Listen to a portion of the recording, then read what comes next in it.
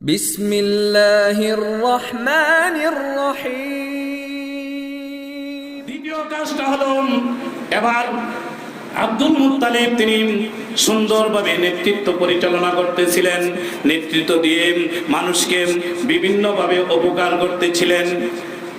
আল্লাহ রাব্বুল আলামিন স্বপ্নে দেখান আব্দুল মুত্তালিবকে, ও আব্দুল মুত্তালিব, মক্কাতুল মুকাররমা যাতে মানুষেরা পানির সংকটে না থাকে, মানুষেরা যাতে পানি পান করে পরিতৃপ্ত হইতে পারে, এই জন্যে তাড়াতাড়ি একটা কূপ আছে, ঐতিহাসিক একটা কূপ আছে, জমজম কূপ। ওই জমজম কূপটা তুমি তাড়াতাড়ি এটা অনুসন্ধান করে তুমি তাড়াতাড়ি এটা খনন করো, সংস্কার করো। কোন বর্ণনার মধ্যে রয়েছে আব্দুল মুত্তালিবকে স্বপ্নে যুগে আল্লাহ রাব্বুল আলামিন দেখাই দিবেন কোন জায়গার মধ্যে জমজম কূপটা মাটির নিচে বিভিন্ন ভাবে পাতা এবং মাটির নিচে পড়ে আছে, এটা জানাই দিবেন। কারণ হলো যাতে করে তার বন্ধু মুহাম্মদ আরবি সাল্লাল্লাহু আলাইহি ওয়াসাল্লাম এই মক্কাতুল মুকাররমার মধ্যে জন্মগ্রহণ করবেন। জন্মগ্রহণ করার সাথে সাথে যাতে রহমতের ক্ষেত্র তৈরি হয়, রাসূলের বরকতে মক্কার আশেপাশে সহ সব কিছু যাতে ক্ষেত্র রহমতের ক্ষেত্র সুন্দর পরিবেশ তৈরি হয়, সেই জন্য আল্লাহ রাব্বুল আলামিন আব্দুল মুত্তালিবকে স্বপ্নে দেখাইলেন জমজম কূপ তাড়াতাড়ি খনন করো। আব্দুল মুত্তালিব স্বপ্ন যুগে জমজম কূপের স্থান তিনি পায় নাই। কোন জায়গার মধ্যে কোন বর্ণনা এটাও আছে, একদিন, 2 দিন, 3 দিন পর্যন্ত স্বপ্ন দেখে তৃতীয় দিনের মাথা ডাক দা বলে, আমি কোথায় সংস্কার করব, আমি তো চিনি না, জানি না জমজম কূপটা কোথায় আছে।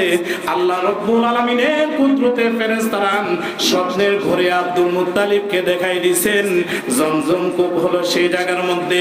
আব্দুল মুত্তালিব পরের দিন যখন জমজম কূপ সংস্কার করার জন্য সেই জায়গার মধ্যে তিনি যখন গেলেন খনন করার জন্য, একটা সন্তানই তখন ছিল হারিস, আর কোন সন্তান তখন জন্মগ্রহণ করে নাই।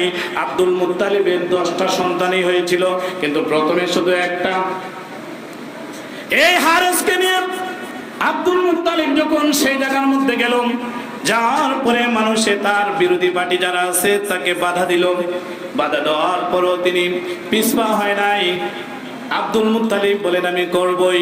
তারপরে একটু খনন করে, ইতিহাসের কিতাবে বর্ণনা হয় যে তিনি একটু সংস্কার করে বা খনন করে চলে আসেন। পরের দিন গিয়ে দেখে বিরোধী দলেরা ওই জায়গাগুলি আবার পরিপূর্ণ আগের মতো ভরাট করে রাখে। এমন ভাবে তিনি দীর্ঘদিন পর্যন্ত এই কাজটা করলেন, কিন্তু তারা দেয় না, বিরোধ বাঁধে তার সাথে, কিন্তু তিনি পিছপা হয় নাই।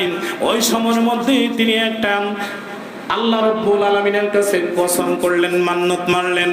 ও রাব্বুল আলামিন, কাবার চত্বরে কাবার পাশে গিয়ে দাঁড়ায় বলে, আসমানের দিকে তাকাইয়া, কোন বর্ণনার মধ্যে রয়েছে কাবার সামনে গিয়ে বলে, রব্বুল আলামিন, আমার যদি 10টা সন্তান হয়, এই 10টার সন্তান বড় হয়ে তাদেরকে নিয়ে যদি আমি এই কাবার কূপটা যদি খনন করতে পারি, তাহলে জমজম কূপ যদি খনন করতে পারি, তাহলে আমি তোমার রাস্তা আমার একজন সন্তানকে কোরবানি দিয়ে দিব।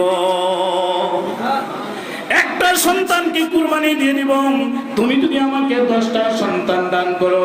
আল্লাহ রাব্বুল আলামিন তার এই কসম পুরা করলেন, তার কসমটা পরিপূর্ণ করলেন। কসমটা যে কসম করেছেন আল্লাহ রাব্বুল আলামিন 10টা সন্তান, 10টা ছেলে সন্তান দিয়ে দিলেন। এই 10টা সন্তানের মধ্যে 1 নম্বর হলো হারিস, 2 নম্বর হলো জুবাইর, 3 নম্বর হলো আবু তালিব, 4 নম্বর হলো আমাদের নবী মুহাম্মদ আরবি সাল্লাল্লাহু আলাইহি ওয়াসাল্লামের পিতা সম্মানিত পিতা আব্দুল্লাহ, 5 নম্বর হলো হামজা, 6 নম্বর হলো সেই আবু তালিব, 7 নম্বর হলো মুকাওয়াম। তারপরে আরেকজনের নাম হলো সফান, আরেকজনের নাম হলো আব্বাস, আরেকজনের নাম হলো লাহাব। আবুল আহাব যেটাকে আমরা বলি, এই আবুল আহাব এই 10টা সন্তান, ছেলে সন্তান আল্লাহ রাব্বুল আলামিন তাকে দান করলেন।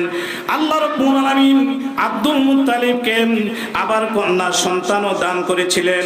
এর মধ্যে একজন হলো উম্মে হাকিম, 2 নম্বর হলো বাররা, 3 নম্বর হলো আতিকা, 4 নম্বর হলো সাফিয়া, 5 নম্বর হলো আরওয়া, 6 নম্বর হলো উমাইমা। এই 6টা সন্তান, কন্যা সন্তানও দান করেছিল আব্দুল মুত্তালিবকে। এই আব্দুল মুত্তালিবকে 10টা সন্তান আল্লাহ রাব্বুল আলামিন ছেলে সন্তান দান করছেন। পর্যায়ক্রমে তাদের সাথে বিভিন্ন চড়াই উতরাই পেরিয়ে আব্দুল মুত্তালিবের সন্তানগুলি যখন বড় হয়েছে, আল্লাহ রাব্বুল আলামিনের কুদরতে তিনি জমজমের এই কূপটা সংস্কার করে ফেলছেন। জমজমের কূপটা পরিপূর্ণ করার পরে চতুর্দিকে মানুষে যখন পানি পান করতেছিল, মানুষে তার ভক্ত হয়ে গেছে, বিরোধী পার্টি যারা আছে তারাও তার ভক্ত হয়ে গেছে। এমন সময় দীর্ঘদিন চলে গেছে, আব্দুল মুত্তালিব যে মান্নত করেছিলেন, কসম করেছিলেন, এই কসমের কথা আর মনে নাই, কসমের কথা মনে নাই। আব্দুল মুত্তালিব তার সন্তানকে একটাকে কুরবানি করবে, সে যে বলছিল, মান্নত করেছিল, মান্নত পুরা করে নাই। এমন সময় একদিন রজনীতে যখন ঘুমের ঘরে, গভীর ঘুমের ঘরের মধ্যে তিনি লিপ্ত, এমন সময় আল্লাহ রাব্বুল আলামিন স্বপ্ন দেখে, আব্দুল মুত্তালিব তুমি যে কসম করেছিলে তোমাকে যদি 10টা সন্তান দেই, এই 10টা সন্তান দিলে একটা সন্তান তুমি আমার রাস্তায় কুরবানি করবে। আমি এখন চাই তুমি 10টা সন্তানের একটা সন্তান কুরবানি করো, একটা সন্তান কুরবানি করো। যার যত বেশি সন্তান সে কি চায় বেশি সন্তান হইল যে আমার সন্তানকে কুরবানি করি, দিয়ে দিতে চায়। খাদ্যের অভাবে মা তার বাচ্চাকে বিক্রি করে দেয়, পরে আর থাকতে পারে না। এমন ঘটনা পেপারে আছে না, পরে থাকতে পারে না, কান্নাকাটি, বিভিন্ন জায়গার মধ্যে ধর্ণা, তখন পুলিশ আবার উদ্ধার করে। আব্দুল মুত্তালিব আবার সন্তান কুরবানি করবেন, কিন্তু নীতিবান মানুষ, তিনি কুরবানির জন্য নিয়ত করছে। এবার কি করবেন? সন্তান সবাইকে আস্তে আস্তে ডাকছেন, হারেসকে ডাকছেন, বাবারে আমি তো একটা মান্নত করেছিলাম কুরবানি করার জন্য। হারেস এবার ডাকতে বলে, বাবা আল্লাহর কাছে কি আপনি স্বপ্নের করে কি বা যে সময় মান্নত করেছেন, নির্ধারিত করছেন যে হারেসকে কুরবানি করবেন? আব্দুল মুত্তালিব বলেন, না রে বাবা, আমি হারেসকে নির্ধারিত করি নাই কুরবানি করার জন্য। বাবা গো, যদি আমি হারেসকে নির্ধারণ না করেন তাহলে আমি মরতে চাই না, এই সবুজ শ্যামল পৃথিবীর মধ্যে আরো বেঁচে থাকতে চাই। তারপরে ডাক দিল, ও আবু তালেব এদিকে আসো। এই কথা আবু তালেব বলে, আমার নাম কি নির্ধারণ করছিলেন? কয় না, তাইলে আমিও মরতে চাই না। হামজা রে, তুই কি কুরবানি হইবি নাকি? আমার নাম বলছিলেন নাকি? কয় না, তাইলে আমিও কুরবানি হইতে চাই না। একের পর এক আব্বাসকে ডাকলেন, তারপরে আবুল আহাবকে ডাকলেন, জুবাইরকে ডাকলেন, মুকাওয়ামকে ডাকলেন, একের পর এক রাসূলের সব কিছু, রাসূল সাল্লাল্লাহু আলাইহি সাল্লামের চাচাগুলিকে ডাকলেন। কেহই কুরবানি হইতে চায় না। শেষ পর্যন্ত আব্দুল্লাহ বলেন যে, বাবা আপনি যা মনে করেন আপনি মান্নত পুরা করার জন্য চেষ্টা করেন। সুবহানাল্লাহ বলেন। গত সপ্তাহ বলছিলাম, আনা ইবনু যবিহাইন, আমি 2 কুরবানিওয়ালার সন্তান। এক হলো ইসমাইল আলাইহিস সালাতু ওয়াস সালামের থেকে বংশটা মুহাম্মদ পর্যন্ত আসছে সাল্লাল্লাহু আলাইহি ওয়াসাল্লাম। ইসমাইলের হযরত ইব্রাহিমের 2 সন্তানের মধ্যে ইসহাক এবং ইব্রাহিম। ইসহাকের বংশ থেকে, ইসহাকের গর্ভের ইসহাকের সন্তান হযরত ইয়াকুব। এই ইয়াকুব থেকে, ইয়াকুব আলাইহিস সালাতু ওয়াস সালাম থেকে 18,000 বনি ইসরাইলের নবী পয়দা হয়েছে। সুবহানাল্লাহ বলেন। আর হযরত ইসমাইল আলাইহিস সালাতু ওয়াস সালামের বংশ থেকে মাত্র আমাদের নবী মুহাম্মদ আরবি সাল্লাল্লাহু আলাইহি সাল্লাম জন্মগ্রহণ করেছেন। জোরে বলি সুবহানাল্লাহ। এবার বলেন, ঝিনুকের মধ্যে যদি, একটা ঝিনুকের মধ্যে যদি 18,000 মুক্তা হয়, তাহলে ঝিনুকটাই কত বড়। 18,000 মুক্তা হইলে কত ছোট হবে। আর একটা ঝিনুকের থেকে যদি একটা মুক্তা হয় তাহলে কত বড় হবে, ঠিক কিনা?